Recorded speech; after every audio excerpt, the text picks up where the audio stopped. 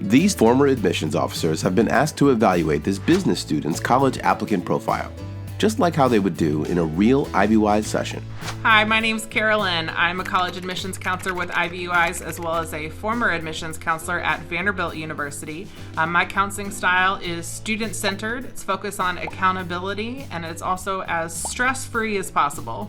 Hi, my name is James. I am a former admission counselor at the University of Southern California, as well as the University of Utah and the University of Illinois Chicago, which is also my alma mater. I am also a counselor here at IvyWise, and my counseling style with students is very conversational, supportive, and accountable. All right, so today we're talking about a current sophomore in Massachusetts who's interested in studying business. He has currently a 3.8 GPA, and he doesn't have any standardized testing yet, and he's thinking that he's not planning on taking the standardized tests and applying test optional. So we're going to talk about that as well as some other pieces of his profile as well. I want to dive into the not planning to submit test scores. We really don't recommend this if possible. Think about it this way: as more schools are actually going back to having tests be required versus being test optional or test blind, you want to look at the admitted population and understanding if 60 or 70% of the admitted population submitted test scores. In that space, the test score is actually going to help you become more competitive. So it's being able to give you additional tools to be more competitive in that space. Our recommendation, our encouragement is that we take the time, go through all the steps to be able to have the best test score possible. Because academically, a 3.8 is a solid, good GPA. Balancing that with a solid test score is really going to be the space that we're looking for to give you that competitive ground and that competitive edge in the application pool. I absolutely agree. I think the one caveat to that is I always start these conversations with the why. Why is it that you're planning on applying test optional?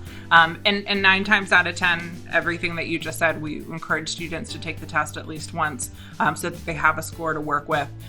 There are certainly exceptions. There are times when a student has decided to apply test optional because testing truly is such an anxiety-riddled experience for them that it truly is not worth it in the scope of this process. But like I said, most of the time we do encourage students to do the preparation, take the test at least once, if not a couple times, to get as strong a score as possible. One of the big misconceptions around the test optional policies is that you either decide either I'm submitting scores or I'm not. When the reality is most students that I've worked with over the last few years, as these policies have become more prevalent, is that they're submitting scores to some schools and not to others. In most cases, even if you have a score that's not going to make you competitive at your reach schools, it's still going to help your chances at your likely or maybe even your target schools. And so it's not necessarily a matter of am I going to submit test scores or not, it's where am I going to submit test scores, and we can't really make that decision A, until we know where you're applying, but B, until we have a test score to work with. So even just having that data is a really important part of the process, because the last thing that you want is to just never know if I had taken the SAT or the ACT, what score would I have gotten? Would my results have been different? It's better to have that information. Completely agree with that. And just to kind of move us beyond the test scores, because we don't want to harp too long on the test scores for the student, also looking at the type of classes that they've taken. They've taken AP courses, which means that they are trying to challenge themselves in taking some of the more rigorous courses at their high school.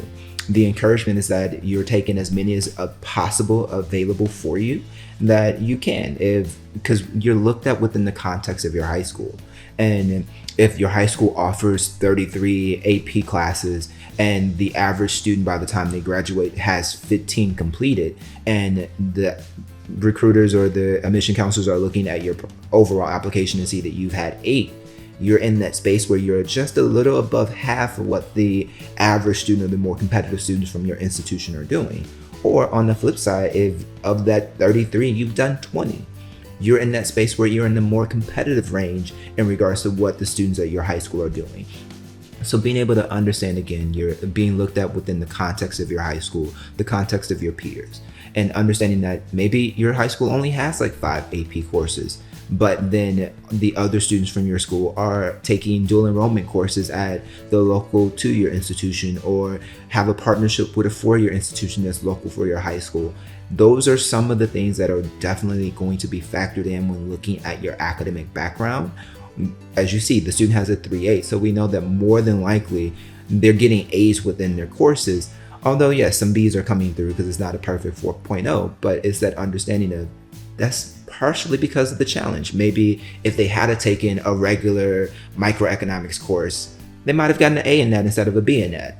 Having that understanding of, because they challenged themselves, they didn't get the perfect score, but they challenged themselves, and that's what they're looking for. Looking to make sure that you're willing to accept challenges, take them on, that you're not shying away from them, because they want to challenge you. They want to challenge you academically. They want to challenge you socially. They want to challenge you to grow, learn, and put that back into their community as well. So if you're exploring that in high school, they're willing to believe that you are looking to explore that once you get to their campus. Absolutely. And I think one of the real strengths of this profile is that obviously this student is very lucky and they attend a high school that does have higher level, both math and business oriented classes. He's been able to take AP macro and micro, AP stats, as well as we see AP business principles and personal finance are going to be available next year. So he'll be able to take those. So the fact that he's taking advantage of those opportunities, as well as through his extracurricular activities, being class treasurer, he's a member of DECA, and having an internship at a local real estate nonprofit board really demonstrates not just that he is genuinely interested in pursuing business, but that he understands what that looks like, what working in the business world looks like, and what studying business at a high level looks like, and that he has the foundational skills and knowledge to really hit the ground running when he gets to college, especially for a major as popular as business.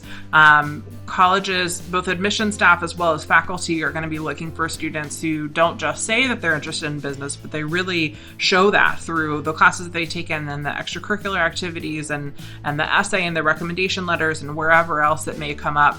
And so that's definitely going to be a strong point for the student's application, is that he's really going to be able to demonstrate, really put his money where his mouth is when it comes to his interest in business.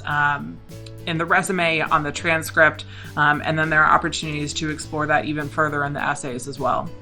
As you see, as far as the possible college list, what they're looking for is really open in that space. So it gives plenty of opportunity for recommendations to start exploring. So we have a little bit of time to really start big and narrowing that list down. So being able to understand if they're looking for that large public or a large private, or if they want a small institution that is in the middle of a college town, is being able to really understand what possibilities are available, presenting them to the student, and having them visit those institutions, particularly over summer, because you'll have a bit more time in that space. It will be great to be able to visit all your institutions during the middle of the school year, but you're in school as well. So we don't encourage you to take too much time out of your academics to do it. We want you to finish strong so that you can have a great 7th semester, but we do encourage you to make sure that you are taking out time to go and make these visits, because they are important for your next chapter, because this is going to be the space where you're spending the next 4 years of your life going back and forth to class, investing,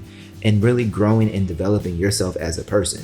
So please, and by all means, visit as many of the institutions as possible for you, whether it's physical, ideally, or if it's a virtual visit, because some institutions have started to be a bit more robust in their virtual visit opportunities as well, and being able to be in that space where you understand what you're looking for. Because when you are not sure, everything can be thrown your way. So it's really, in this space, it's really important now to start figuring out what type of institutions you're looking at, so that we can really hone in and say, all right, you're looking at large private, here are all the institutions that fit into that demographic and that description for you, to make sure that we can toss that your way and start to narrow down your interests, where you want to go, because it is about you in this next chapter. The great thing about business as a major and a career goal as well is that you can truly study anywhere you want. The vast majority of colleges are going to have some version of an undergraduate business major, and even if they don't, you don't actually have to major in business as an undergraduate in order to pursue business as a career, especially if you're planning on getting your MBA, continuing through graduate school, studying in things like communications or mathematics or economics. There are plenty of options available. So the world really is your oyster in terms of potential business majors. And the student is located in Massachusetts. There are a few colleges in Massachusetts. There's plenty of opportunities there. And so what I would tell the student is, look around you, pick a big school, a small school, an urban school, a rural school. Even if the schools themselves aren't ones that you're necessarily interested in this early in the process, it really is more about, like you said, what are you looking for in a college? What are the characteristics that are most important to you?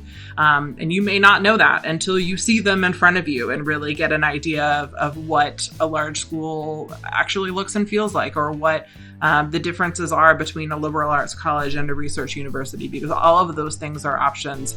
And so this is the fun part of the process. Try on schools like you're trying on dresses and see what fits, and then we can kind of go from there. Absolutely. And I love that, because to your point, with so many different schools offering business or some variation of business, not every school does it differently. The same. So some schools might have it where your spring break for their business students, they're taking you to another country to go visit executives there. Some may have co-op programs built in where your senior year, you are also working for a company that isn't too far from the campus where you're located. With the student being in Massachusetts, Boston is another place that offers co-ops and a great starting point to really dive into their research. It all depends on what you're really looking for, the type of experiences that you want to have, and being able to factor all of that into your list so that ultimately the partnership between us and you, we can make the best recommendations possible when developing that college list, so that you can really hone in and say, these are the places that I want to apply, and this is where I'm going to put all my energy and effort. It might be a list of 10, 15, or more or less, just making sure that it's a list that you've done your research behind, a list that you are happy with first and foremost, and also has a wide range of opportunities in it. You don't want every institution to be just a regular selectivity. You want some high selectivity institutions in there, some open institutions as well, to be able to make sure that you are going someplace in this next chapter.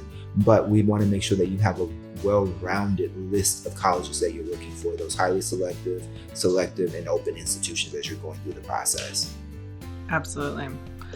We talked a little bit about extracurricular activities earlier in the context of preparation for a business major. In terms of going into junior year, into the students' upperclassmen years, I think one of the most important things to focus on is how to continue to build that resume. So freshman and sophomore year are really about exploration and what are the things that I'm interested in and what all is available to me. And going into junior and senior year is really when you want to start to hone in on, okay, what are the things that I've found that I'm most invested in, that are really helping me to learn and grow the most, that I'm able to contribute to the most, and how can I really push the level of leadership and impact within those organizations? So I would encourage the student to think about the things that he's involved in, particularly thinking about DECA, Student Government Association, his internship.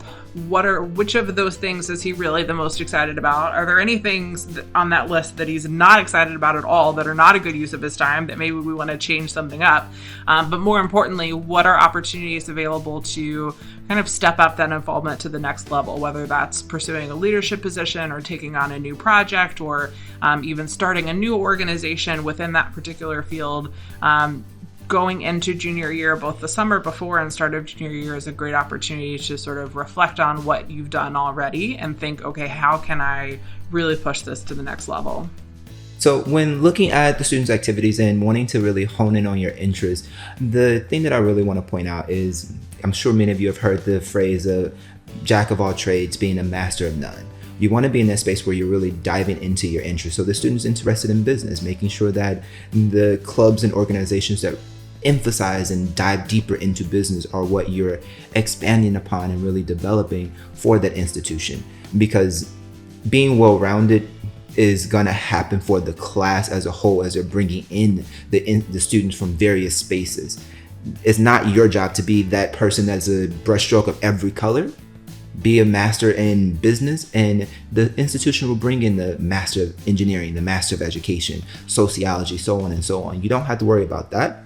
You need to focus in on your specifics and really developing those, because that's what you're going to the institution for. That's what you want from them, and that's what you expect to get and expand upon. So really developing those interests that you do have more specifically versus kind of those broad brush strokes. Absolutely. And just to clarify, that doesn't necessarily mean that every single thing that you're involved in or every class you take has to speak towards one specific goal. So the student that we're looking at is also on the swim team. That's wonderful. That's not a business-oriented activity, but if the student is really excited about and invested in swimming, that's wonderful. What we're talking about is, colleges want to see community service, so I'm going to go add on community service real quick. Or I'm doing math things, so I need to add something liberal arts because that's what schools want to see. If you're adding something to your resume or even to your curriculum because you think colleges want to see it, it is very clear to colleges that that is what you're doing. So, picking the things that you are really genuinely excited about and honing in on those things and pushing yourself in those areas is definitely much more important than trying to demonstrate how many balls you can keep in the air at one time. And that's something that the student is obviously already doing at this point, in that he's got several different activities between DECA and the Crypto Club and his internship that are driving towards that interest of business. So he's having opportunities to not just demonstrate that level of interest to colleges, but also to learn more about the business field and what it looks like to study business at the college level as well as at the career level. If you like what you saw today, please feel free to click the link below for additional information. Don't forget to like and subscribe if you want to hear more from us. Contact IvyWise today to learn more about our services